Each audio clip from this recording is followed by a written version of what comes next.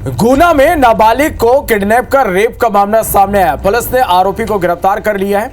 18 फरवरी को आरोपी ने वारदात को अंजाम दिया था। गुना के फतेहगढ़ थाना क्षेत्र का ये मामला है। तो बड़ी खबर ये इस वक्त की, गुना से जहां नाबालिग को किडनैप कर रेप का मामला, पुलिस ने आरोपी को गिरफ्तार किया। 18 फरवरी को आरोपी ने वारदात को अंजाम दिया था। गुना के फतेहगढ़ थाना क्षेत्र का ये पूरा मामला है।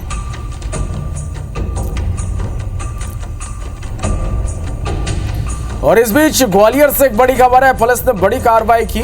बियर से भरे ट्रक को पुलिस ने पकड़ा है। 1400 पेटी बियर को ट्रक से बरामद किया गया। 40 लाख रुपए कीमत बताई जा रही है। खंडवा से ग्वालियर ये ट्रक जा रहा था। ड्राइवर विजय शाक्य को पुलिस ने गिरफ्तार किया। जनगंज थाना पुलिस ने कार्रवाई की है। तो ये बड़ी खबर है इस वक्त की, ग्वालियर से जहां पुलिस ने एक बड़ी कार्रवाई की। बियर से भरे ट्रक को पुलिस ने पकड़ा। 1400 पेटी बियर को ट्रक से बरामद किया गया। 40 लाख रुपए कीमत बताई जा रही है। खंडवा से ग्वालियर ये ट्रक जा रहा था। ड्राइवर विजय शाक्य को पुलिस ने गिरफ्तार कर लिया है। जनगंज थाना पुलिस ने कार्रवाई की और आगे भी इस पूरे मामले में कार्रवाई जारी है।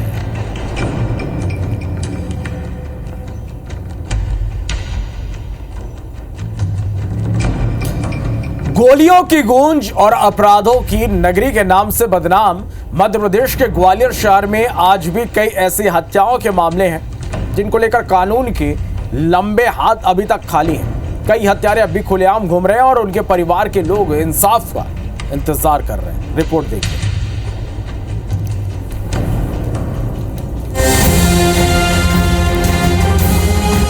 ग्वालियर पुलिस ने भले ही कई बड़े मामले में खुलासे करने के बाद वाहवाही लूटी हो, लेकिन आज भी कई ऐसे मामले हैं जो बीते साल काल के गाल में समा गए, लेकिन उनकी रूह आज भी इंसाफ मांग रही है।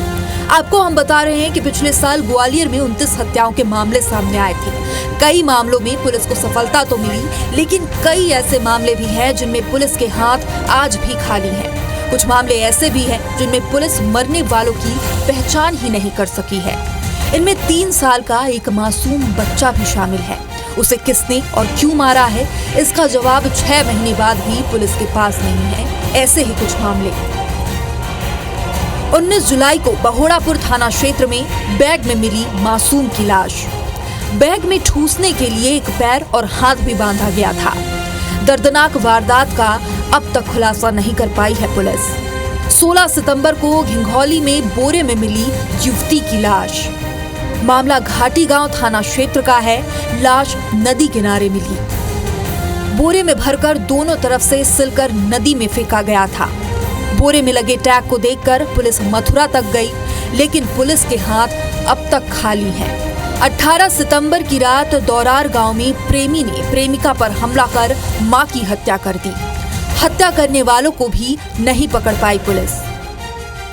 अनसुलझी पहेली बन चुके इन मामलों को लेकर जब पुलिस से बात की गई तो उनका कहना है कि कई बार मामलों में किसी प्रकार की पहचान न मिलने पर या उनसे जुड़ी जानकारियां जुटाने में समय लगता है, लेकिन केस सॉल्व जरूर हो जाता है। कई प्रकरण ऐसे हैं जिसमें कई इस प्रकार का पक्ष सामने आया है कि इस पर्टिकुलर उसमें थोड़ा सा कहीं आरोपियों की संख्या या आरोपियों के नाम जो हैं कुछ गलत ऐड कर दिए गए हैं, तो उसको कई बार जो है as per rule of law उसको एग्जामिन करना पड़ता है ड्यूरिंग इन्वेस्टिगेशन, और उसके बाद कंक्लूजन पे पहुंचा जाता है। तो लोगों को लगता है गिरफ्तारी नहीं हो रही इस मामले में। इसमें 307 बता रहे हुआ है और गिरफ्तारी नहीं हो रही। अंतिम जो है रिजल्ट उसको अचीव करेंगे और ऐसे प्रकरणों का भी जो निराकरण है वो होगा।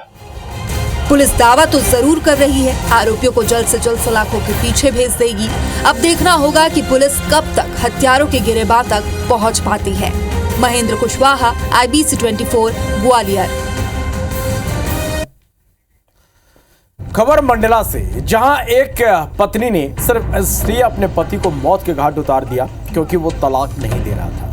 ये पूरा मामला निवास थाना क्षेत्र में, जहां सोमवार को एक युवक का शव मिला था जिसकी पहचान राजाराम के रूप में हुई। पुलिस ने मामले में मृतक की पत्नी विद्या सिंगरौरे और उसके प्रेमी शिवम चौरसिया को गिरफ्तार किया।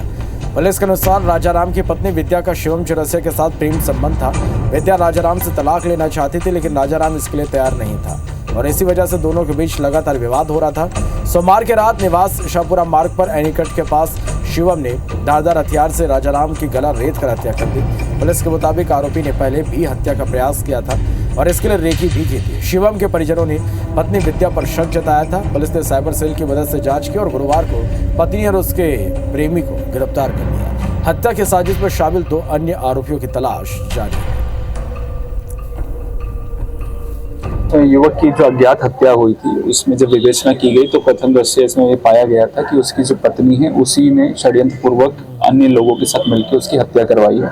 इसमें जो युवक बताया मैंने आपको शिवम चौरसिया और ये जो महिला है जो कि गिरफ्तार हुए हैं दोनों, इनने प्रेम प्रसंग के संबंध में ये हत्या की है।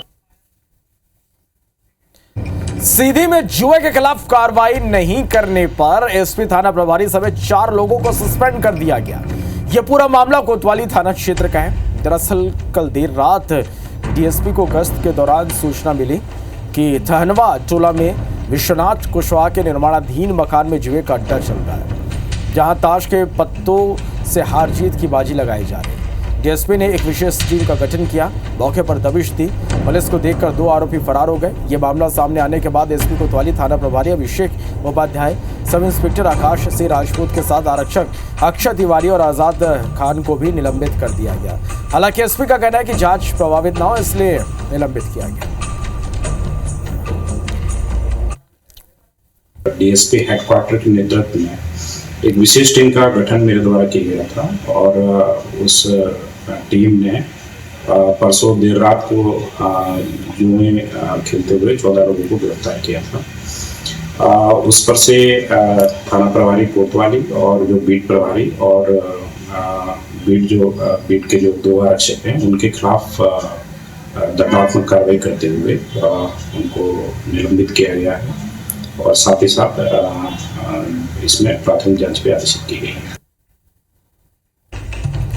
भोपाल में एक युवती अपनी सूझबूझ और सावधानी के कारण डिजिटल अरेस्ट होने से बच गई। ठगों ने कोलार में रहने वाली युवती को डिजिटल अरेस्ट करने की कोशिश की। साइबर जालसाजों ने कॉल कर उसे कहा कि आपके अकाउंट का इस्तेमाल मनी लॉन्ड्रिंग के लिए किया जा रहा है। आपका आधार नंबर का इस्तेमाल एक कोरियर भेजने के लिए किया गया, जिसे दिल्ली एयरपोर्ट पर पकड़ लिया गया। युवती ने इस बात से इनकार किया तो ठग उसे जेल भेजने की धमकी देने लगे।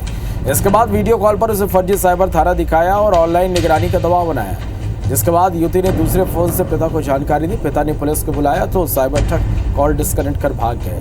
युवती प्रिया सक्सेना ने MBA की और MP नगर की एक प्राइवेट कंपनी में जॉब करती है। उनके पिता गोपाल सक्सेना रिटायर्ड प्रधान आरक्षक है। फिलहाल पुलिस कॉल करने वाले नंबर का IP एड्रेस ट्रेस कर रही है।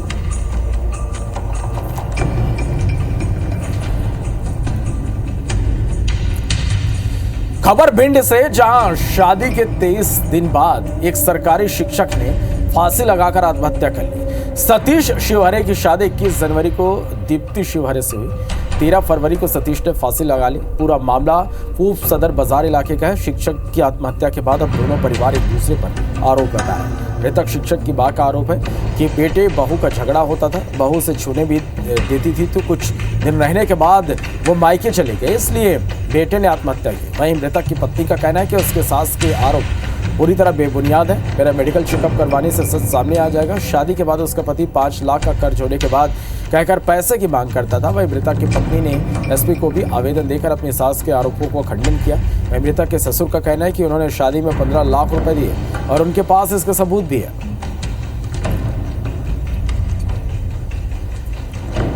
ये के बहुत टच नहीं कराने देती, वो हाथ नहीं लगाने देती और एक आध दफे भटके बूटे भैया भाऊ होए ते हम कह ना सकत। टच की यही बात है बस। अब ये तो मेडिकल चेकअप करा दो, हमारा डॉक्टर टीम से अनुरोध है और हमें इस आरोप से रिहा कीजिए। हमारी जब शादी हुई तो उन्होंने पहले दिन हमें बताया कि उनके ऊपर 5 लाख रुपए का कर्जा है। जब अपनी पक्यात की तो इनको हमने 5 लाख रुपए इनकी दामाद के घर पर दिए। अब शादी की लगन चढ़ी तो उस समय हमने इनको फिर 5 लाख रुपए कैश दिया और 3,72,000 या 70,000 के अलावा हमारे पास बिल है सर पक्के, उसका हमने इनको जेवर दिया। और 2 लाख रुपए की हमने अपनी बेटी को FD करके इसलिए दी कि इनके पास आज घर नहीं है तो इनके पास एक TV धरने को भी जगह नहीं थी। रिपोर्ट पे मर्ग कायम किया गया है, जांच में लिया गया है। जांच में जो भी तथ्य आएंगे उस अनुसार फिर कार्रवाई की जाएगी। कटनी के जीआरपी थाने में मैहर से दानापुर पुणे एक्सप्रेस ट्रेन में सवार यात्रियों पर हमला करने का मामला सामने आया है। 3 महिलाओं समेत एक पुरुष पर कैंटीन के वेंडर ने चाकू से हमला कर दिया और मौके से फरार हो गया। घायल यात्रियों ने बताया कि वेंडर से धक्का लगने के चलते विवाद हो गया, जिसके बाद उसने ट्रेन की चेन खींचकर चाकू से हमला कर दिया। फिलहाल घायलों के इलाज के लिए कटनी जिला अस्पताल में भर्ती कराया गया। मैहर से चल रहे थे, मैहर स्टेशन से बैठे हम लोग। हाँ। थोड़े आगे चले, उसने जंजीर खींची, उसके बाद चाकू चलाने लगा कूद के ऊपर से। ट्रेन चलती थी पहले मतलब मारा में भाई मारो उसने। वो क्या कौन लोग थे वो?